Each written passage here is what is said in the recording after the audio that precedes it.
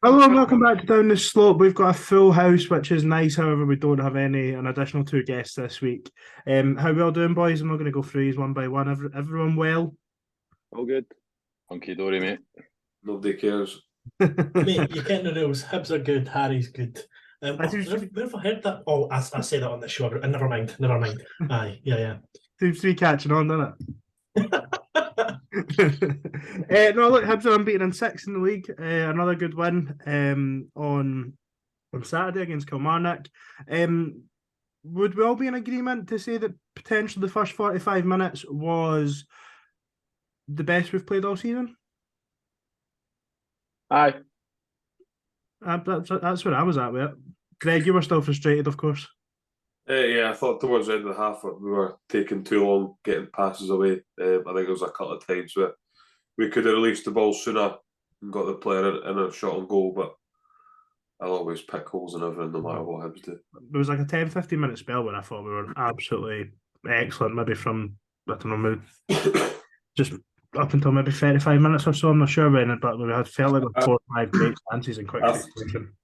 I actually thought we were phenomenal at times on Saturday. I thought the fluidity, and sometimes I think there was one occasion they had a corner went right up their end.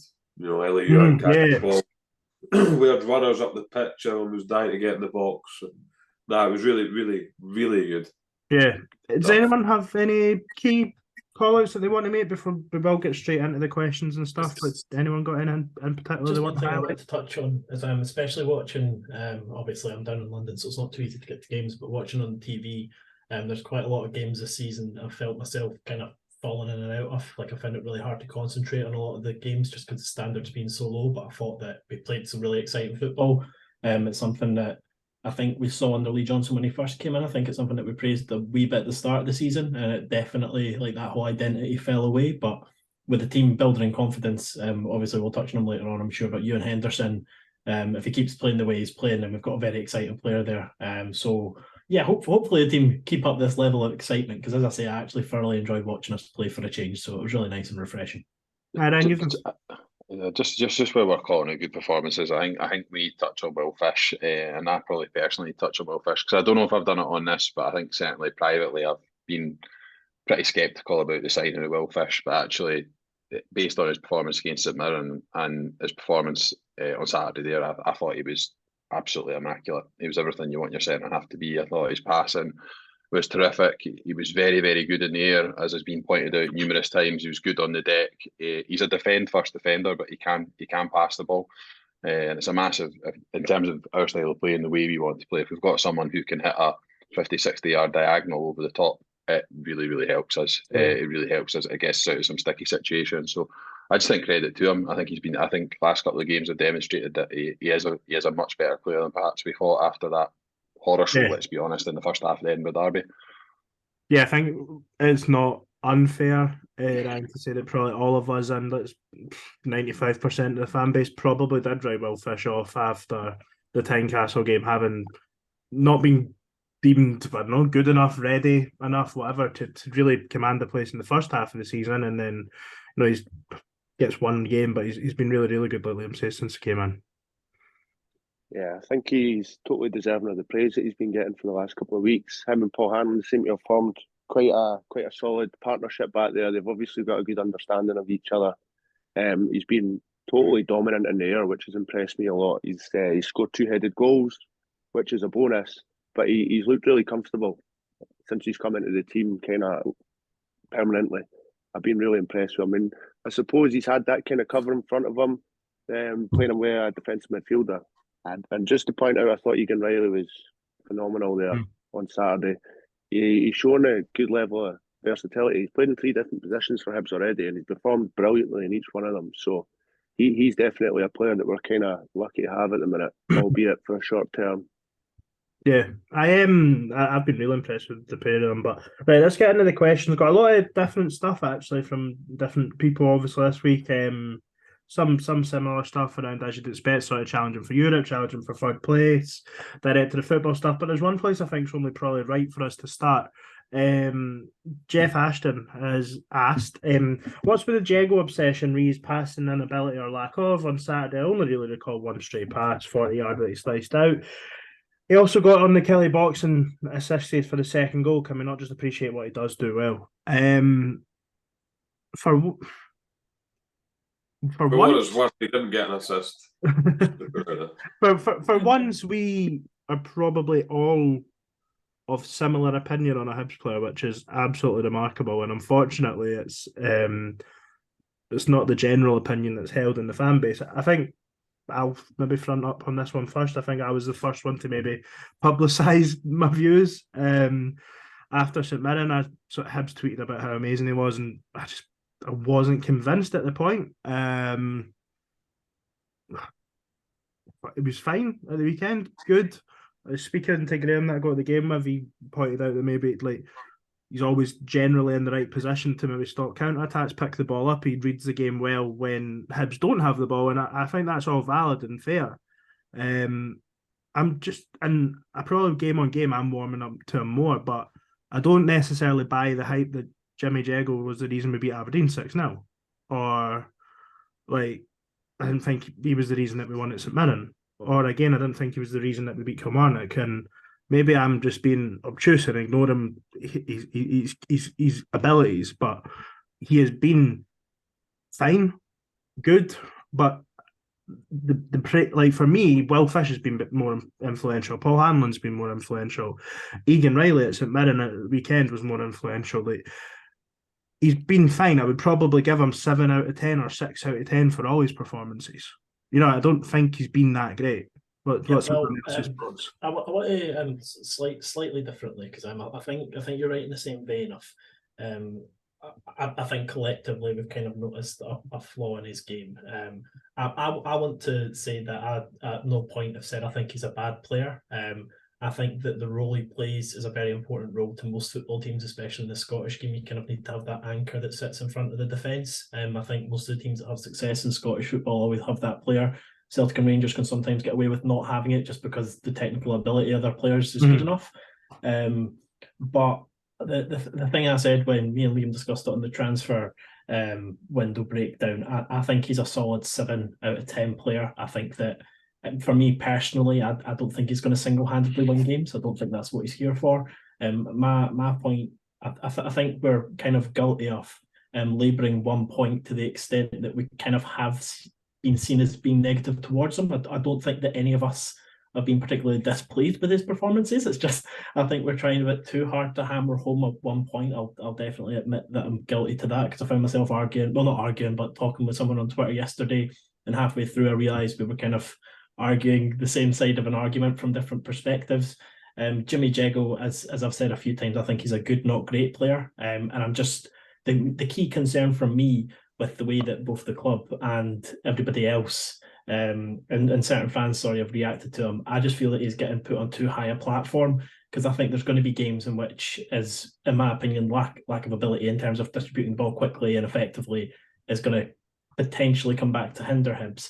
And in those situations, I just don't want it to be from, Jimmy Jeggo's the hero to Jimmy Jeggo's the villain, which I think that Hibs fans typically in the past have been guilty of. So slightly different to you, and I do think there is a player there, and I think that he's going to be an important part of the team heading into the rest of the season.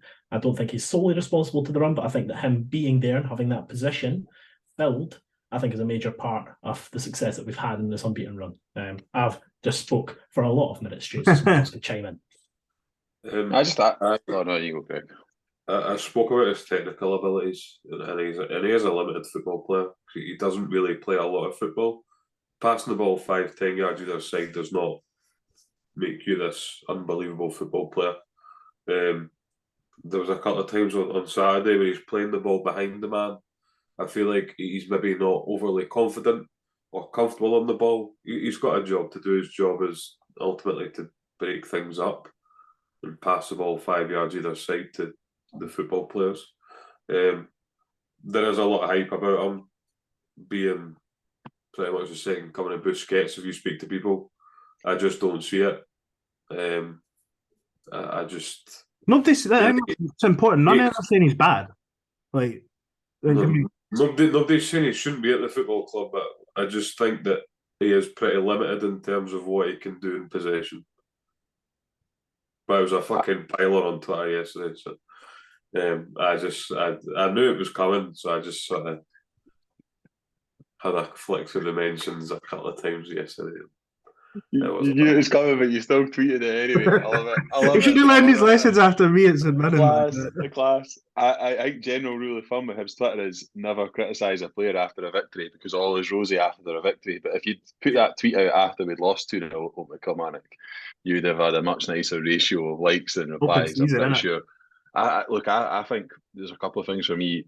I think we're in danger of you three guys were at the game together last week. Me and Ryan obviously sat next to each other on Saturday. I think we're in danger of sometimes, because we speak to each other, because we look at things, I think we're in danger of maybe looking for things that he does wrong rather than things that he does right. Yeah. And there's a certain unconscious bias that comes with that, which I think we have applied to him. Having said all that, I do agree with everything that's been said so far. I do think he is pretty limited, and I don't think he's a great passer of the football. But I'm prepared to keep a more open mind because clearly thousands of others disagree with us, and sometimes I think you just need to just take a wee step back and take a look at it. Also, there's something for me which is, and then, look, I'll hold my hands up if I'm wrong on this, but I do wonder sometimes whether we as Scottish football fans and Hibs fans have too high expectations of a defensive midfielder. Actually, do we just need to lower expectations and recognise that what they need is a destroyer in there who can only pass the ball 5 to 10 yards and give it to other players that can play? Because ultimately, if we're being honest, that's what Marvin Bartley did. It's just that I think for me, Bartley was maybe a more aggressive player and therefore more eye-catching. Like he would burst into tackles and win balls that he had no right to win. I don't think Jeggo is that kind of holding midfield player. I think he's more kind of sit off and try and intercept rather than charge in and win the ball. But it's just that's based off the however many games I've seen him play, 4 or 5 games. Yeah. Ryan, wrap us up on just what your general thoughts are on Jeggo, and then obviously we'll move on. We've all generally been fairly vocal on it, so I think it's important we answer the question when it's asked. Okay, for me, we need to be mindful of correlation and causation. He's part of a collective that are performing well at the minute. He's not the reason we're performing well. We've got quite a few players that are hitting form at the minute, and he's one of them that people look at as part of that collective. The other thing is that I've never openly criticised Jeggo on here. I've always highlighted the positives in his game to kind of add balance. And for the third week in a row, I'm going to highlight again what I think is good to his game. I think that he shuts off the passing lanes, which we can't understate the importance of. And I'll just explain that quickly. So when the opposition midfielder has the ball at his feet and he looks up and he doesn't see a striker's feet, that is therefore shutting off the passing lane, forcing them to go over the top. All right. So that's very important for me. He shuttles side to side on the pitch. He does close down quite quickly. He's all right in the air. He uses the ball. At times he doesn't always use it simply, but when he does, it's effective. He gives it to somebody that's a bit more ball playing. That sounds like something you've burnt Liam's lug about at the game on Saturday, and he's had a go at you for talking about. So you've explained it nice and clearly on pod. Probably, I just think all those things probably are important. But there is areas of his game, as I've said before, and it wasn't a criticism. He's got limitations on the ball, but he will settle. And that's all I've got to say on the matter. Do you know? I just see if he just. I'm going to coin Greg. Just do his job, then he'll be fine. He will. He'll be fine. And that's the things I'm highlighting.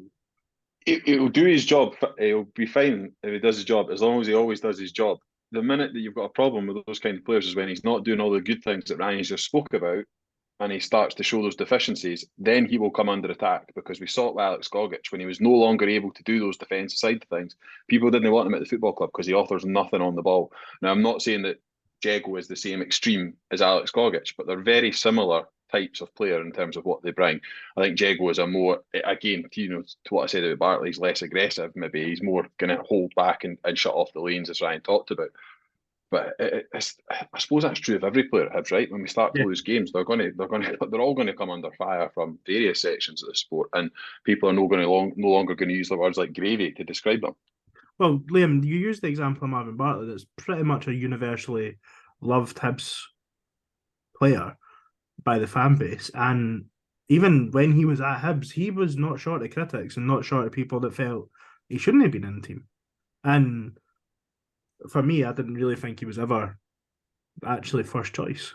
Really, if everyone, and throughout Marvin Bartley's time at Hibs, he probably would never have been a first choice player if everyone was fit. But still was very effective, and I think hopefully Jeggo kicks on, continues to do well, and he never has that 2-game spell that Gogic did that it turned absolutely everyone for him. Right, next question. I'll just go through them in order here. We've got a few questions like this one. So John McIntosh, if you could only keep 2 out of Fish, Yuan, CJ Egan Riley, Mykola, who would you keep and why? So you're getting 2. Liam, just tell us your one that isn't Ellie Yuan, because we know that that's coming. I don't think the other 2 are realistic, to be honest. I think Will Fish is probably the most realistic out of the 3, so I'd say Will Fish, but to be honest, based on what I've seen of all 3 of them, I'd be happy with any of the other 3 that I mentioned. I think Yuan's a stick on if we can make it work financially. Yeah. I think we have had that question from someone else as well, but I can't see it right now, so apologies, whoever you are. Greg, Ryan, Harry, just a couple of names out of the 4 lone players. Who would you like to see? Yuan Egan Riley, based on Egan Riley's versatility and the fact that he is an absolute unit. I would take Kukarevich and Yuan, because if we signed them both, I would assume it'd be for a long-term deal each, because they're both young, and it'd be our strike force sorted for the next 5 years. We can get them tied down. Greg? Unrealistic, but all 4. That was my question, though. It was 2. Yeah, just do 4. Yeah, I do agree. Yuan does feel like the one that would we all be in agreement that probably at this point expect Yuan to be at the club next year? I don't know about expect, but maybe that's why the season ticket campaign's going to I fucking hope so. Good campaign, actually, though. Like, quite a simple, just total sidetrack, but quite a simple concept. But I really enjoyed. Nice video and stuff. Nothing too elaborate like previous years. Quite liked it. Didn't touch too much on the heartstrings either. It was just a good video. It was just good, like really good content. Claimers over the top, which I said earlier. It's always a vote winner. Oh, it says. Can you tweet that? I liked it when what you got the wee kid in that's like, come on, we're going to the Hibs game. Like it made me feel a bit sentimental. That you must have just started supporting Hibs.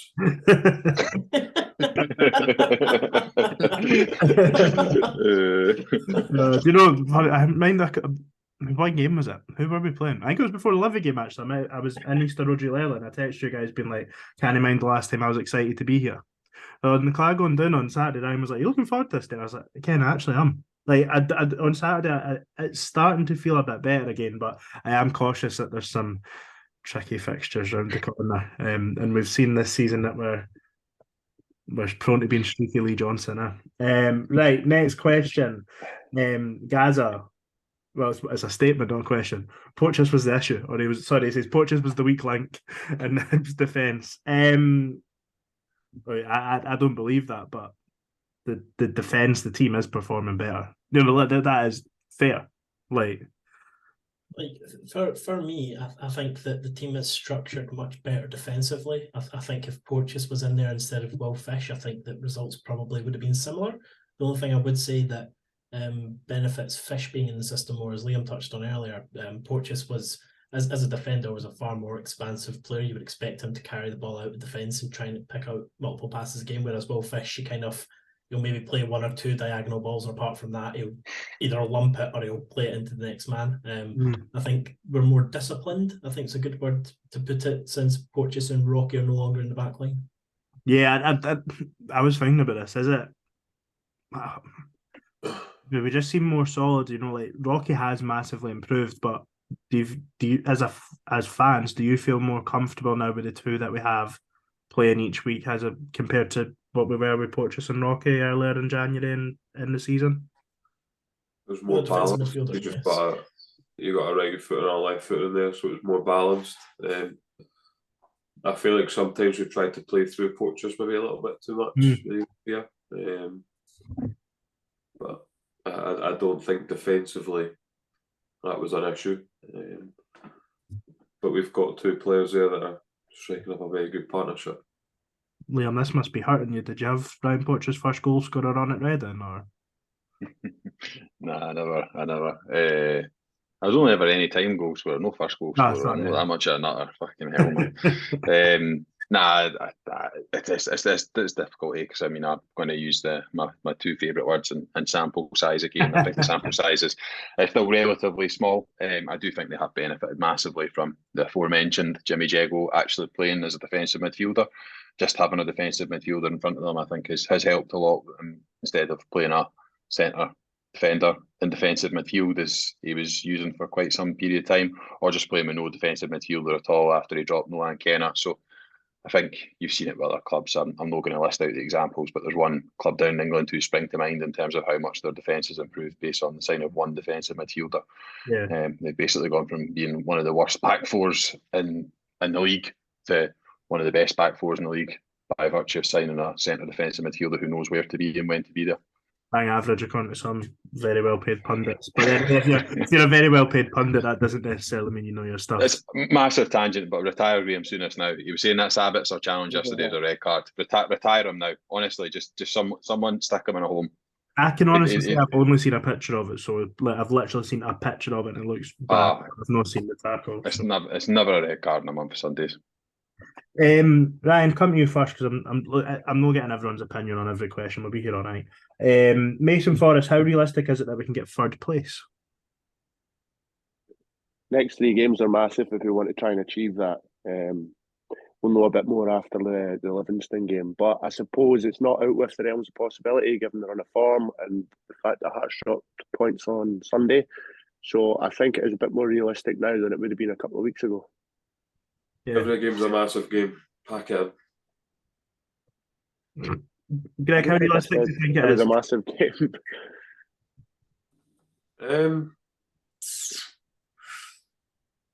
I'm cautious to get too optimistic. Obviously, streaky Lee. We've seen it already this season, but look, I think if we can keep winning games of football, others around us can drop points, and absolutely. I think it maybe is too big a gap at the moment, though. If I'm honest, like 5 points maybe is a bit too much, considering how erratic our form's been over the course of the season. I feel like if we're to finish third, we probably need to win both derby games because I don't see either team collecting that many more points than each other in the other games. You need to win both derby games to give yourself a chance. Ultimately. There's no doubt about it. That's my worry. Anyway. At least 4 points. That's my worry. I just think that maybe the gap is too big. I know it's only 5 points, but I feel like it maybe is a little bit too big at this point to go and get a third. Was there not 10 points at the start of February though? If we're trying to be positive about it. Oh yeah, the gap was. It was. Yeah, it was. That's one more month and we're ahead of the bastards. Come on. No, we are. And like I know Greg sort of chewed Ryan's head off there, but I do agree the Livingston game I think will be a big one because I think Hearts have got St Johnstone at home, so you would expect them. You would expect them to win. So if you can go to a tough place to win, as I think we've seen over the last few years, and get 3 points, then that really keeps you ticking over, and then you go into the Old Firm games after that with a little bit of confidence as well, don't you? Like, whereas if you get beat by, because I'm honest, if we beat Livingston, I think we could sell it against Rangers. If we go and win at Livingston, 7 games unbeaten, I think Easter Road will be bouncing on the Wednesday night. It's nice thought, eh? It's a nice thought. I just to get my top and swift on it. I do think it's too big an ask. My reason for being too big an ask is I think, I know that Hearts are the only club in Scotland that suffer with injuries, but I do think we ourselves this season have had some issues with injuries, and we've not touched on it yet. But I think Aidan McGeady potentially being missing for 4-6 weeks is massive for the balance that he gives us in midfield. It's not really been talked about because we're too busy focusing on other players, interestingly enough, but he's been a massive part of why we've improved over the last number of weeks, and I think to lose him along with all the other injuries that we're facing into and guys coming back into sort of fitness now, I think just gives us probably just a wee bit too much of a mountain to climb. That coupled with the fact that we're going to go to Celtic Park, we're not going to get anything at Celtic Park. Let's just say it now. We're not going to. You tune in before that episode and we'll predict a winner.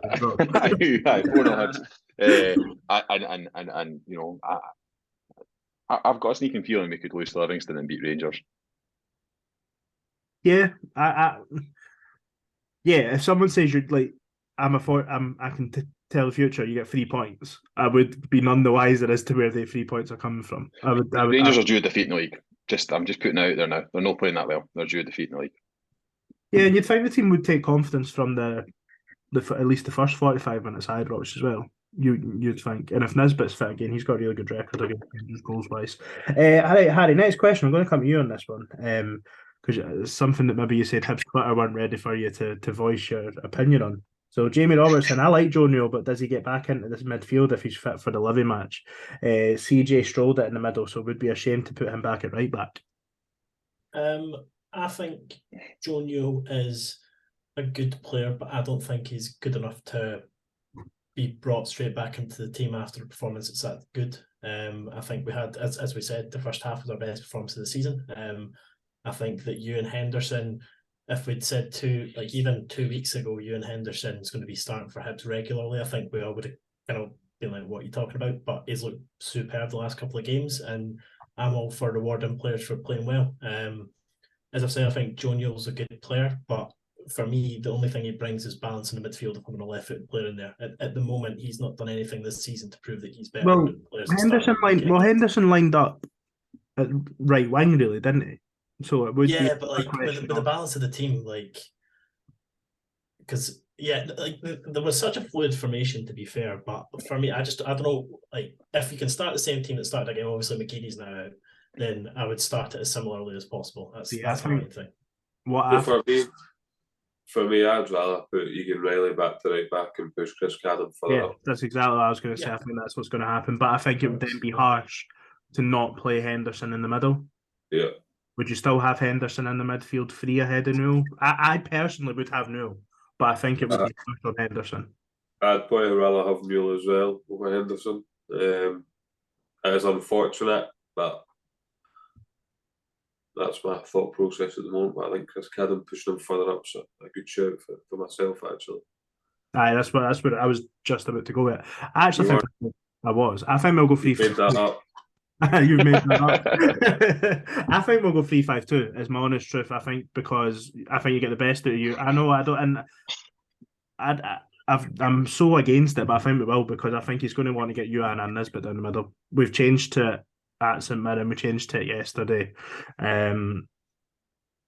Ewan's proven, as Liam told us all year, that he is a central striker, as is Kevin Nisbet. So, I am getting to this, the way the squad is with injuries and stuff, I'm starting to just go get the players in their best positions and then fill the gaps around them.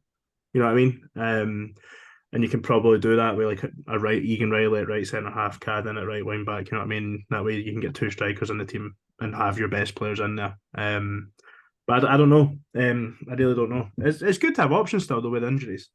Ryan, you got anything on, or Liam, you got anything on the Joe Newell situation? Rather have Jake Hayes over him. McCarthy's going to murder you, mate. I think Joe Newell gets back in the team personally. Henderson's did well for 60 minutes, and he did well when he came on against St Mirren, but I need to find a new couple of words that aren't a sample size. What he has demonstrated in a limited amount of game time has been a massive improvement in this game, and I think that's worthy of him getting off the bench and getting some minutes off the bench. But I'd bring Newell back in, to be honest. I just think he's at this moment in time a more complete football player than Ewan Henderson. I don't want to. Can I just challenge that quickly? One issue I've found, not challenges and throw you on the bus, just question to you. I should have put it. But I think a major problem with Henderson this season has been his confidence, and I think in the last 2 appearances especially, he seems to have found the confidence that was missing before. So for me personally, the main reason I'd want to see him CN is kind of ride that wave whilst it lasts, if you get me. But do you think that would be enough to keep him in the team over Joe Newell, or still probably not? I think every footballer suffers from there changes to their confidence. I don't think I think this whole he's a confidence player thing is something where maybe some players are more prone to going through spells of lack of confidence. But I think every football player is like every human being. I don't think there's any human being in the world who's supremely confident 100% of the time, all the time. So I think look, it could be a factor. I think there are different kinds of players as well. Henderson, for me, takes the ball in more difficult places than any other player for Hibs, and I've said that countless times. He takes up the best spaces and he takes up the most difficult places on the park. But he is not the kind of player who I would be putting in the team to go to Livingston away to go and get 3 points. He's not the kind of player I would be putting in the Ibrox to go and get 3 points. He's not the kind of player I'd play at Celtic Park to get 3 points. Sorry, we're playing Rangers at Easter Road. Joe Newell is. And he's shown it, Joe Newell, in those kind of games that he can do it. Maybe not every single time, but he's shown that he can do it and he can mix it. I would not fancy Liam Henderson to pick up those little bits and pockets of space on the Astro at Livingston and get turned and work his magic for certainly the first part of the game. But maybe things would change, on the hour mark. You bring him on when there's maybe a bit more space opened up on the pitch. But for me, I think Newell's a sensible choice for me at the minute. So, just to totally rewind to the actual question, does Egan Riley play in midfield or? Back to right back. Aye, agree.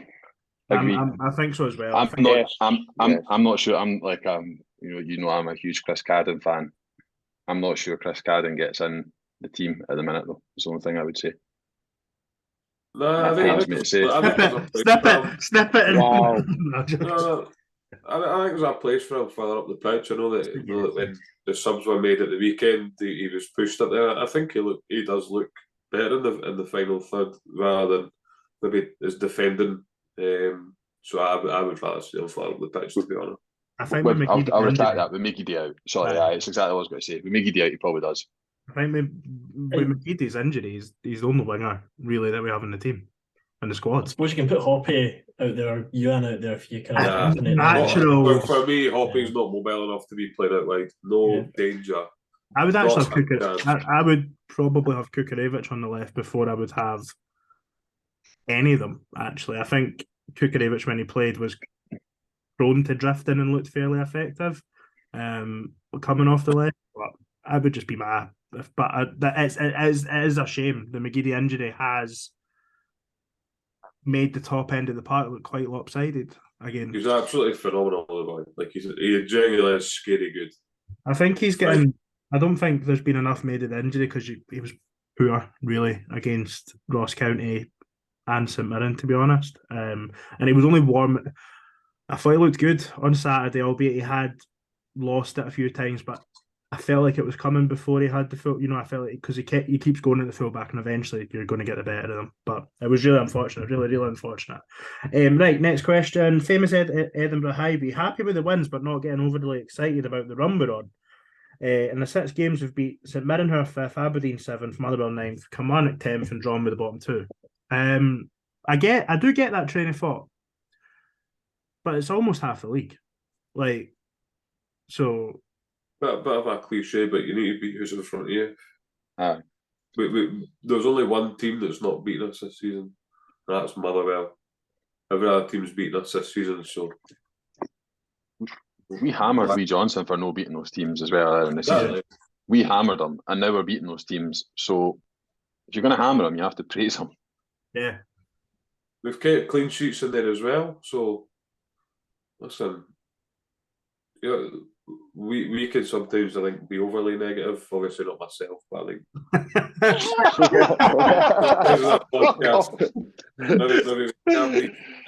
but listen, so when things are good, you need to praise the players and the management team as well.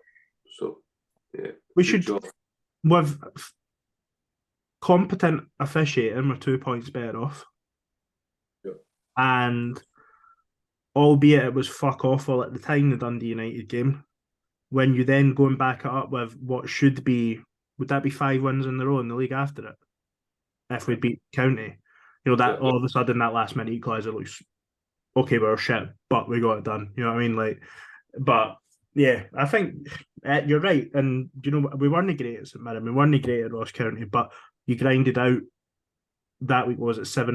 And we were fantastic against Aberdeen. I thought we were really good against Kelly. So we're winning the tight games and we're looking good in other ones. So I thought it was interesting when obviously Johnson said that he got rid of maybe some characters that maybe didn't help the atmosphere. Since then we've won 2 in a row, scored 3, conceded none. So you can't really complain. Maybe that is a factor, but mind it. So I think on a comment like that, I think as football fans, there's probably a balance to find between optimism, pessimism, and being realistic. I think in the past I've been guilty before of being a bit over optimistic. I think this season I've definitely been guilty of being overly pessimistic. But yeah, I've been very happy with Hibs of late, and performance-wise, I think we've been really good. I think that's the key thing for me. It isn't the fact that we're beating these teams; it's the fact that we're hammering them and we're actually taking advantage of good play. I think if we were scraping results week in, week out with the odd bad result sprinkled in, which is what happened for a period of time during the season, I would say fair enough. But I just think that comment, if that's the mentality the players are taking, it's just not going to help anybody. And I think we should do our best to get behind them. Like as I've said, we've been accused of being negative because of Jeggo comments, but I think whilst things are being good, we should enjoy it and we should try and be as positive as possible. I don't think that devaluing a good streak makes any sense. Yeah. Right. Dave, Graham, Ryan, you never had your 2p worth there, so we'll come straight to you. It's going back really to the last question. So, assuming we continue to play with only one centre forward, what do we do with Hoppe, Kukurevich, Juan, Nisbet? Also, would you continue with 2 holding players moving forward? And if so, does that mean Newell drops out? So we sort of spoke about Newell, but if we do continue, we've got general consensus is that we bring him back in, but it's basically a formation question. How do you fit in all the attackers, and do we continue with 2 holders? You are putting me right on the spot there. That's a tough one. I've always said that 4-2-3-1 is the best formation in football. That's what we started with on Saturday, and it's no coincidence we played probably our best 45 minutes of the season with it. So it's a difficult one because it only gives you the opportunity to play one striker centrally. And then one of them off the left, really. Exactly, and potentially another one off the right as well now. You know, you're looking and it gives you, absolutely. It gives you a few slots to be able to play players in. It's a tough one. Nisbet's a proven goal scorer. Nisbet plays, right? If Nisbet's fit, Nisbet plays.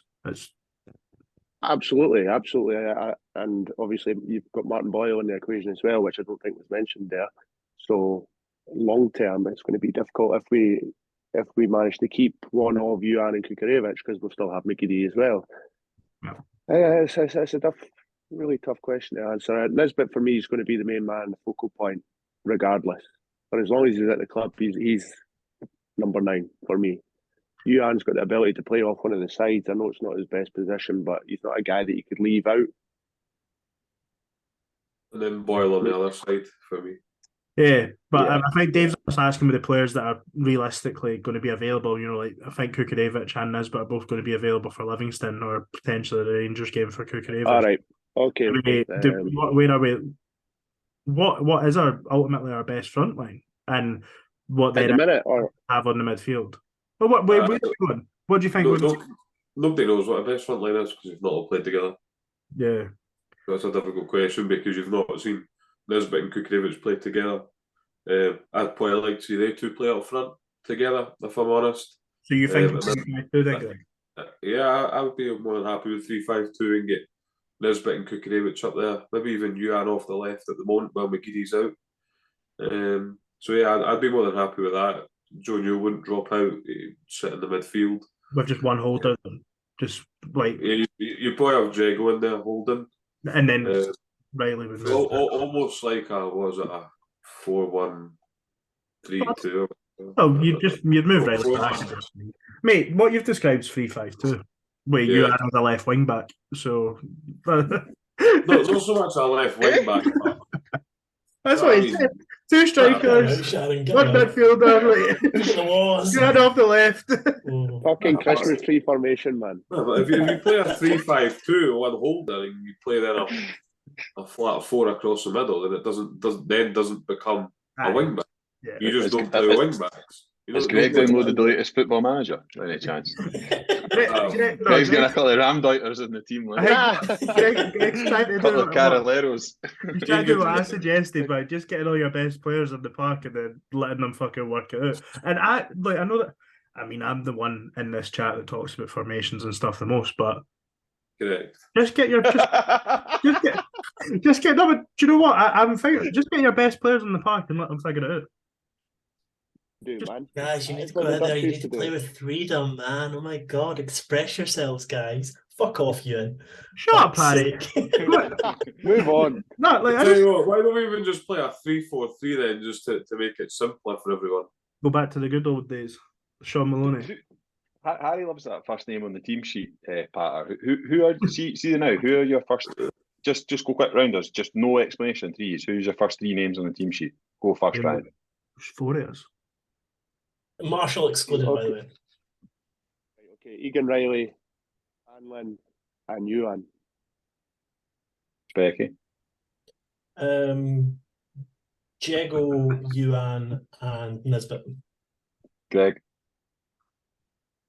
Fish, Hanlon, yeah. Oh, there's so many good points coming out of this pod. There's something in the water down in Curry. Ian. Fish, Hanlon, Nisbet. Interesting. What about Right, you, there Liam? are yours. That Hanlon, that Nisbet was injured, you see. But anyway, Liam. Ewan. Campbell. Can't believe no cunt said Josh Campbell. Oh, mate, And- get some options, eh? Egan Riley. Aye. Look, I can't know you asked, but left back is where I've got question marks, and just the makeup of the sort of forward area. Like, I think every player that was mentioned there absolutely warrants their place in the team. It's the left side of defence, and that's just, it's going to take some job to try and make something out of it for Lee Johnson. Thank fuck it's not our job.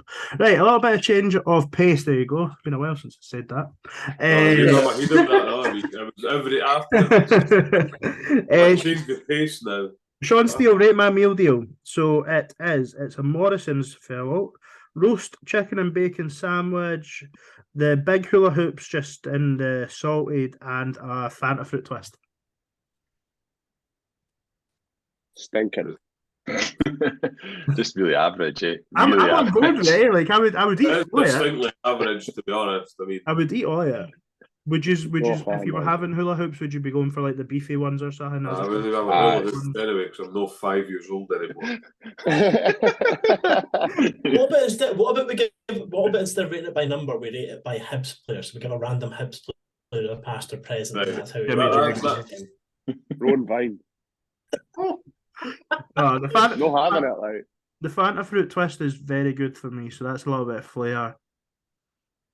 So You it's didn't like even Jakob dissect it bit by West bit. Come on, come on. I'll go Random for Hibs player.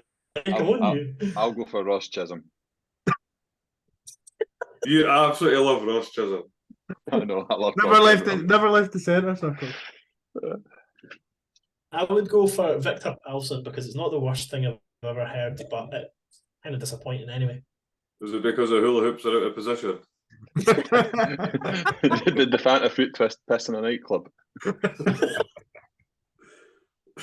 Oh, Greg, who are you going for? Jakovic. That's high praise. You're a Oh fan. yeah. I don't like that. Oh no, sorry, no, sorry. Right, Thomas. If we were to rename a stand after someone, who would it be? And I want you to tell me what stand it would be as well, please. Probably me. Don't know. Greg, the Greg Lumsden main stand. Greg up with a prod sandwich. Aye. Just doesn't fit in, does he? Pat Stanton's nailed on, isn't he? Pat Stanton's nailed on. I feel like Pat Stanton, East stand, David Gray main stand. Maybe the I think two. that was. I think when you tell If it was stories, I think somebody- he stands where he used to sneak into. So I think that feels appropriate. David I'd Gray. name it from after my that wee lifetime. boy that called emergency services for his ma. Hamlin Stevenson. That would be the new name for the famous five. I'd probably have to get a season ticket in that stand just for a laugh. What were you saying, Ryan? I was going to say if it was somebody from my lifetime, it would probably be Louis Stevenson after he retired, based on the record for league appearances. Mhm. Obviously, Pat Stanton's an absolute stick-on, though. But is it something that you should support? Naming stands after, like, obviously we've got the famous five, and then the rest is just main stand, east stand. Like, I think we should have the away stand should be called the Turnbulls Tornadoes stand because you've got the famous five at one end and Yeah. Turnbulls Tornadoes at the other, and just because it would get it right up them and they've got to buy their tickets, it's printed on it, the Turnbulls Tornadoes wait, stand. I really think it. I really don't Fair. hate that. I really don't hate that at all. I think there's Don't mind it. Don't mind that at all. The only thing I would say though is that I think it'd be more likely to be with the current team. It'd be more likely to be a commercial name as opposed to anything else. So it'd be Shut like, up, the Harry, I man's was very game clear. balls. I'm not saying I want that. I'm saying. Wasn't Christ, it a don't question? shoot the messenger. You try to get a job at Hibs or something, man. NFL season's finished, so he needs to entertain himself. Right. Oh, famous Edinburgh Highby again.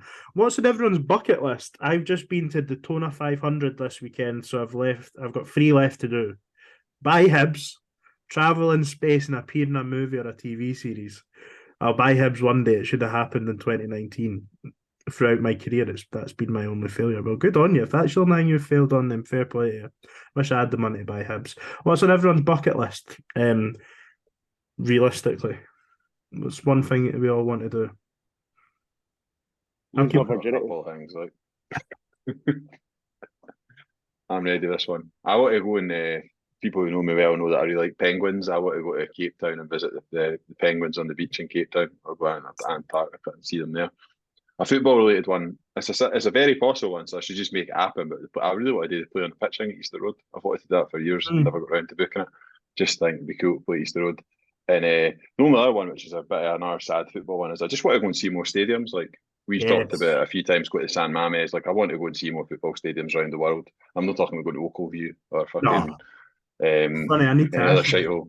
I need to ask you actually because we're away to Italy in September, and I need to just get confirmation on who the good guys and the bad guys are. So did I step in any wrong grounds? It was pretty much just Livorno, mate. I think that's it. A quite a simple one for me. I've yet to even step foot in America, and there's quite a lot of places in America that I would like to travel. So that would probably be quite near the top of my bucket list. But I do really I do really want to take 2 or 3 weeks to really like tour around Italy properly. Their travels generally at the top of my bucket list. And football stadiums, like Liam says, I've got a staggeringly low amount of sort of European football stadiums on my in my back pocket, unfortunately. What about you, Greg? Without doubt, San Mamés, Ipurua Municipal Stadium in Ibar, also on the list. Just go and see more football stadiums, really. Go and watch more football. Maybe hold the midfield players that could pass the ball. You never know. For fuck's sake. Can he help himself? Right. I also want to go on more holidays. Like, I've not been on a proper summer holiday since it was 2019. So I want to go more summer holidays. It's good. It's good, Ryan. You're not allowed to say Ireland because you spend about every second week there. So even though you tell me every single Saturday when we talk about travel and stuff, I'd gladly holiday in Ireland for the rest of my life. I'd love to go up Machu Picchu in Peru. I just think that would be quality. I used to do a lot of Monroes and stuff. Don't have the time now, but or the back. Where our seats are on Easter Road actually feels a bit like fucking Machu Picchu, I'll tell you. And then football wise, I would love to go to La Bombonera, which is the ground of Boca Juniors. It's total partisan, great atmosphere. It's probably a wee bit unrealistic, but that's the end game. Did you see the video of, was it the River Plate fans? Their stadium's massive now, and they were hanging off the sides of the tier. It was so unsafe. So that's why I didn't pick La Monumental. Right, next question. Craig Robertson. This one is a bit different. Oh, Harry, did you say what you wanted to do? Oh, sorry. That's Harry wants to move to America and become a full-time English-American translator. That's what Harry wants to see the Philadelphia Eagles win the Super Bowl again, but it's not going to happen. Wow, too soon. They don't win it last weekend. Fucking hell, the slander. We should just moved on. That's not really a bucket list, but I've always wanted to go to Iceland and actually spend a week there. Spend 15 quid on some frozen Grecs. Also, random one, but have either a long form feature published in a broadsheet paper or have a book published by the day I die. Just think it's something that sounds really cool. And then football wise, I want to go to every league ground in both Scotland and England. I think in Scotland I'm on 34, and in England I'm on 26. You're that high in England, are you? Yeah, no, because when I stayed in Stockport, I used to go to games every weekend. Like I'd come back up for a Hibs game on a Saturday, and then I'd go back down there on a Sunday. I'd go to a random lower league game in England. So I got to quite a few when I was staying in Manchester. Like, Tell you, I can't. I don't even think I'm a quarter of the Single way. figures in England. I'm single figures in England. England. I'm.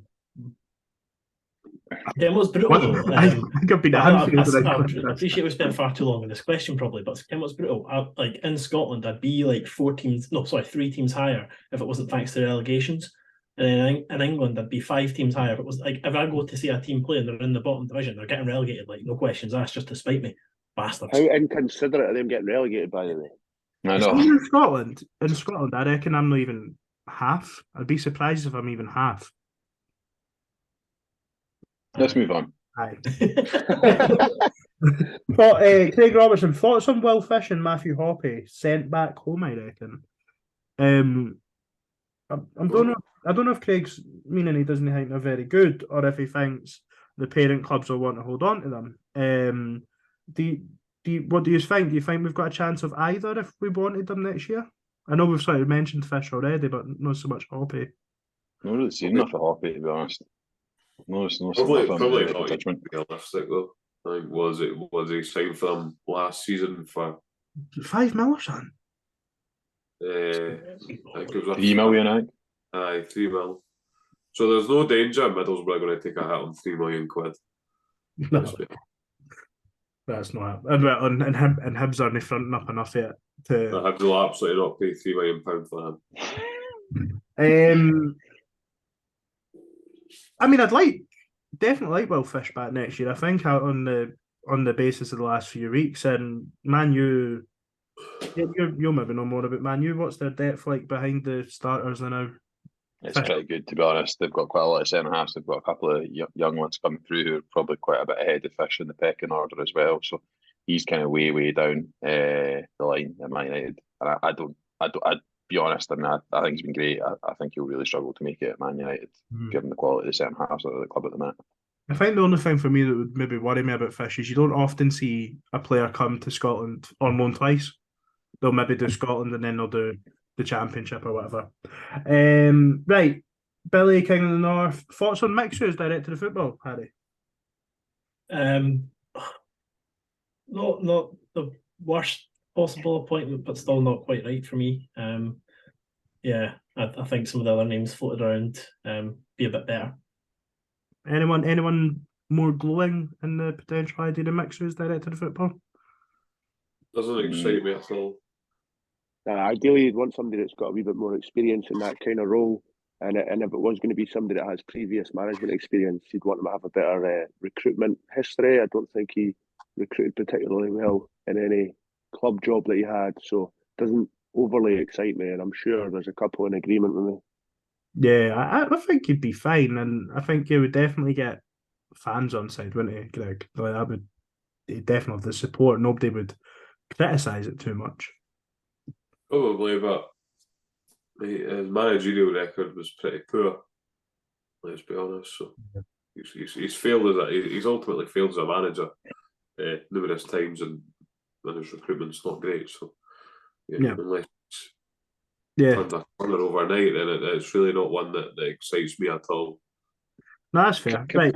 Can we like? It should really be someone who's in a role at the moment that's doing that work and has done it for some time, like a chief scout role or maybe a director of football role at a smaller club. Someone that works in scouting or player ID. I think I maybe said this last week already or a couple of weeks ago. That's the kind of candidate we should be looking at rather than a guy who's done management and wants to try something different. It needs to be someone with a track record for me. Yeah, I agree. That's fine. Jack Kelly's asked us questions that, to be honest, we've already answered, but so we'll just go on to the second one. His question was, with McGeady and McCurdy injured, leaving us with a lack of wingers, would you have Henderson, and would that impact on Kukurevich coming back in? Second question, totally irrelevant. What's your favourite vegetable? Broccoli joke is too obvious here, and no potatoes are allowed. Although I think that might kill you, Liam. You like a bit of broccoli, do you know? You go on about all the I fucking love broccoli, like fucking superb. I like a lot of vegetables. Try to say something that I like. I really rate aubergine. Does anyone ever eat aubergine? Never had one. Good Surprising. show. Surprising is my Hits rest of Mine's is tatties, Irish ones. says You potatoes. said no not ties. allowed. Potatoes are All exempt. right, okay. I'm only unfortunately. joking anyway. I'm only Corn joking. on the- Asparagus. corn- I quite like asparagus. Corn on the cobs, by far my favourite. By far. When you're out for a meal and you're eating it with the hands and you're all dirty and you've got the There's good pure glaze bits on. in the teeth in that as well. Like, Asparagus is lovely. On that basis, Ryan, would you ever eat mussels now? What the fuck? The things are stinking, man. I like Jesus mussels. Christ. Like, oh, get them involved. There are no vegetables, Greg, but get them in there. I know, anyway. but no, he was just talking about eating with his hands. He's an absolute child. He can eat his chicken nuggets with his hands. Dinosaur dippers, actually. I know he said no broccoli, but mine is broccoli. Like, there's no even a question. I could eat broccoli for on its own for weeks. I like long stem broccoli. Long stem broccoli. Tender stem broccoli. Oh, So they go like Broccoli, I also like I don't Brussels know. sprouts, so the people that don't Same. like them, very good. I'm not big. Peas- I'm not a big fan of Brussels sprouts. grow up. Peas are very underrated. I find peas Yeah. to be very underrated. I think peas quite a long. Like, they just get an association with council dinners, but I think you can't beat a good pea. I like Very sugar snap. versatile. Sugar Count snap peas. I mushrooms prefer as- sugar snap peas. Do we count mushrooms as vegetables? Aye. No, I don't like them, so I'm. It's I'm fungi, I man. love some mushrooms. they're in my great, life. but they're not I a love mushrooms. vegetable. I like mushrooms, to be fair. I think people that don't like them make you grow up. I knew. See, as soon as Liam went, I like it. Greg went, I like it. I went, I would be up to grow up here now. One more What, vegetable. Give me a shout out are you questioning that I don't like mushrooms or what? No, I like just as soon as you both said you liked them, I knew I was going to get told to grow up a bit. Well, you need to grow up. There's that, honestly, mushrooms are class. Fucking Lauren's going to come in and hear you fucking slagging me off for not eating veg and just sit there being like, I fucking told you. Right, What next. do you veg? Shout out to eat veg, peppers. but no. Peppers. Grow up. Peppers are good. You're an absolute Peppers are good. child. Put the spaghetti hoops away and have a bit of veg, mate. Mate, spaghetti hoops are shite, by the way. Spaghetti hoops. Let's move on. Sorry, alphabetic Hey, spaghetti. come on. Chugga choo choo goes the train. Let's go. The dog barks and the caravan keeps moving. This is actually the last question we've got, so it's not so bad that we've just been distracted. Kevin Wilson, 7 games to go before the split. How many points do you think we'll collect? Personally, hoping to get 12 or 13. And then he's got a follow-up question. Who do you want to see relegated and promoted from the league at the end of the season? So we'll tackle the first one first. I can read you the fixtures quickly here if you want to just take note of them in your head and what you think we'll get. Well, there's 7 games left. Before the split, aye.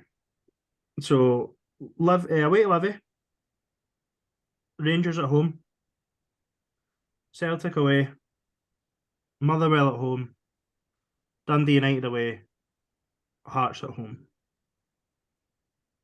That's the 7 before the split. Harry, you're suggesting 18? I'm suggesting we're winning every single one of them. Lee Johnson's Green White Army. Give it one. There's 7 games. Mate, How's that? there's 7 games. You've got losing one. You're fucking clown. What game did I miss it? Anyway. What game did I miss it? No, say them again. You said 6 games, yeah? No, I definitely said 7. Well, we're getting. I reckon realistically, we're probably looking at about like 13 points here. Liam, you're looking. I've done my maths and I'm coming up with 11. Yeah, that's what I come up with. Don't hate it. My maths also indicates. Oh, sorry, I did miss one. St Johnstone away after Hearts. Oh, so look at that, laughing at me. Who's your specky one now, you prick? St Johnstone away. Still you specky idiot. St Johnstone away after Hearts as well. So I've got us getting 3, 4, 7, 10. I've got us getting 12. This is making great radio, by the way. I know. I've got us getting 12. Mate. I've got us getting Numbers for you 12. in. I've got us getting 12. That's winning at Livy, drawing with Rangers, losing at Celtic Park, beating Motherwell, beating Dundee United, drawing with Hearts, drawing with St Johnstone. That's my 12. 14. 14. Yeah. You guys beating St Johnstone. Yeah, I would say 21, but I'll settle on 14. Look, the opportunity is there to really put a run together. Yes, you've got Celtic Park in there, you've got Rangers at home, but out with that, there's no game there that you should be thinking we cannot win it. That's the thing, and we've got a real good chance of putting a run together. People are talking about catching Hearts. I think Hearts have Celtic still to play. They don't have Rangers still to play, but they've got to go to Pittodrie that for all Aberdeen's flaws this year, they've still been pretty solid at home. So, it's possible. Ryan, what do you see? And Liam, your maths had us at 11 before I said St Johnstone. Did that change or? I'd want 14. I want more. No. I thought Liam was going to speak. I'd want more than 14, obviously, but I think we'll probably come away with around about 14, based off the fixtures that we've got. Pittodrie, we've not won up there for a while. Tough place for us to go in recent years. We need to go to Pittodrie. What are you chatting about? Are you even listening? You're sorry, I'm sorry. Just call the whole line now. Just pack it in now. Sorry, I don't know where I'm getting Pittodrie from. I meant Livingston. Tough place to go. We've not picked up many points there on the road. Tough surface, decent setup. As in, they set the team up well to play against teams that predominantly want to keep. Right, so 14 points, aye. Yeah. Liam, what did you finish on? 14 or not? Nah, I said 11. I don't know where people are getting 14 from. I hadn't said St. Nah, no, but I looked at it on my phone. I was looking already No, at my phone. I wasn't trusting you to get it right. So that's fair. I think 11. I think we'll drop points against Celtic. I think we'll probably drop points against Livingston. And to be honest, I'm loath to predict us to win the Edinburgh Derby. I had us drawn that. Do you have us win out of 10, boys? Out of curiosity. I don't think they're a mess. That's the little transition there into who do we want to get relegated. The bottom four currently: Motherwell 26, Kelly 23, County 21, Dundee 20. Dundee United have a game in hand on the rest. Who do you want and who do you think? If you want to be ambitious and say a playoff or whatever as well, crack on. I want Hearts to get relegated, and I want Ross County to go down so Malcolm Mackay gets sacked and never manages in Scottish football again because he's a racist, homophobic bigot. Also, I meant to say, Kev asked who we would like to see to come up in place of the teams that we're saying to go down as well. We know, but it's one question at a time, Ewan.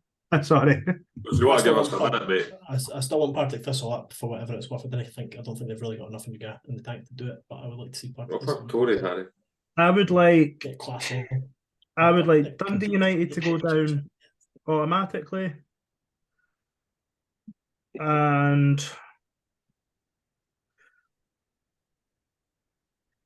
Ross County. Mate. I know, sorry, Ross County. Just give us two teams, mate. Ross County in the playoffs. Ross County in the playoffs. I'm Ross County automatic. Kelly in the playoffs. There you go. Easy, simple, move on. It's been taking weeks to fucking answer a question tonight. You're taking my books then. Liam, right. I'd go Ross County down. I would quite like Kelly to finish 11th because I would quite enjoy a Kelly Vieira playoff final. Yeah, that would be. If Ayr got up through the playoff places, I think that would be nice and spicy. Right, that would be good. And then, so who do you just want coming up? I'd like Queen's Park and Ayr to come up. That'd be my two. Thanks, that was quick. Feeling okay? Well, I had to go quick just to keep you happy, lad. I'd like Queen's Park and Morton. What are you saying, Ryan? Queen's Park there.